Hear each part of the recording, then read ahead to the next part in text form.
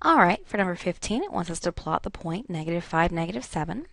Again, remember, this is your x, comma, y, or your left, right, and then your up, down.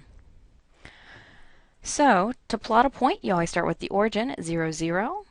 And we're going to go left 5 because it's a -5. So we do our left, right direction, and left is negative. So we go to the left 5, and then we need to go down 7 because the 7 is in the y spot, which is the up, down direction, and down would be negative. And that's going to get us right here on the very edge of the graph. Okay, for number 16, it wants us to find the slope. For this, you need to know the equation of a slope is m equals y2 minus y1 over x2 minus x1. For your x1, x2, y1, y2, your coordinates are given as x, y's, and you just need to pick one set of coordinates to be your first one and one set of coordinates to be your second point. So, I'll call the first one's x1, y1, and the second one's x2, y2. So just by plugging in now, our y2, 7, minus our y1 is a -1, over x2, which is 7, minus x1, which is also 7. And we have 7 minus -1, which is the same as plus. We get 8 over 0. Well, we can't divide by 0. So that means that our slope is undefined. So for the first part, the answer is B. And then it asks us, what does that mean? Well, it means we're rising, but we're not running. So we're going up and down, but we're not going left or right at all. So if we're only going up and down, we know it'll be a vertical line. But if you weren't sure, then you could do a quick little sketch of the graph. So 7, -1, you're going to go over 7, and then down 1. And for 7, 7, you're going to go over 7 and up 7.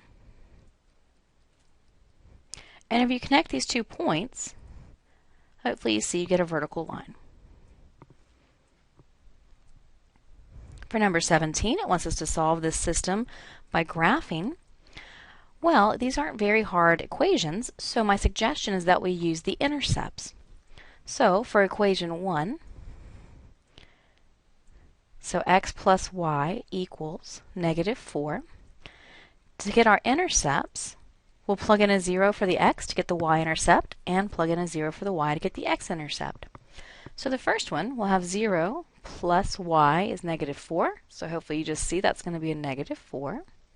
And for the second one, we're going to plug in a 0 for the y, and hopefully you see that that means x will be -4. So we have the points 0, -4, and -4, 0. So 0, -4 will be down here, and -4, 0, you're going to go to the left 4, and then up and down none. And if we try to connect those 2 points, it's going to look like that. Okay, now let's do the same thing for for the second equation. So we have x minus y equals -6. We're going to start the same way. So we plug in a 0 for x. We have x minus y is -6. Well, this one's a little trickier because this is -y is a -6. We need to know what positive y is, so we can just multiply both sides by a -1. And then we do that, we get y is 6. And to find the x-intercept, we're going to plug in a 0 for our y. So we'll have x minus 0 is -6. So x will be -6. Whenever we plot these 2 points, so 0, 6, and then -6, excuse me, that is not 0, 6. The 0 is 6, so 0, you don't go left or right any, and then you're going to go up 6. And then -6, 0, we're going to go to the left 6, and then don't go up and down any, because that's our x-intercept. Whenever we connect our points, we get our second line, and where these intersect is going to be the solution. So it looks like they're going to intersect right here, which will be -5, 1. If you wanted to double check, you could plug the negative 5 and 1 into both equations to make sure it was true for both equations. So the solution set says type an ordered pair, so you're going to need to put a parenthesis, negative 5, 1.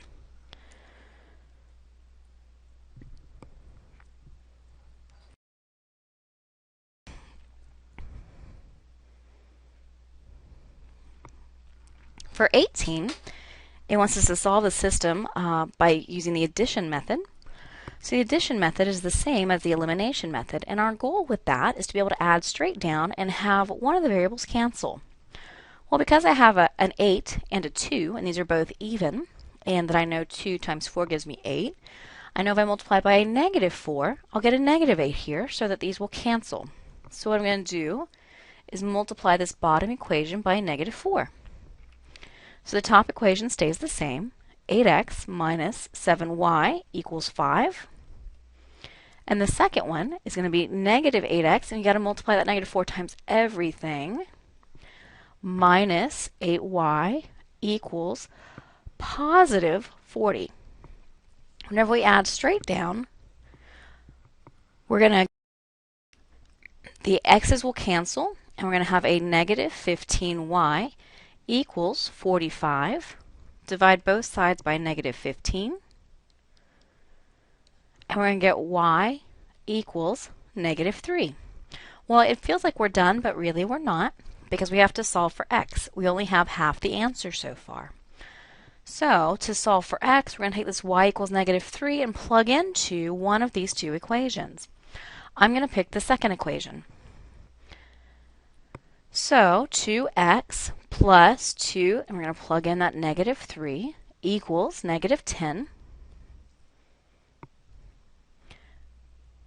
So when we multiply, we're going to have 2x minus 6 equals negative 10. Add 6 to both sides. 2x equals negative 4. Divide both sides by 2. And we're going to get x equals negative 2. Remember, whenever you give your answers, they need to be in alphabetical order, and it's an ordered pair, so it's going to be negative 2, comma, negative 3 for your answer, your x and then your y. And to double check, you could take that negative 2 and negative 3 and plug it into the first equation to make sure you get a true statement.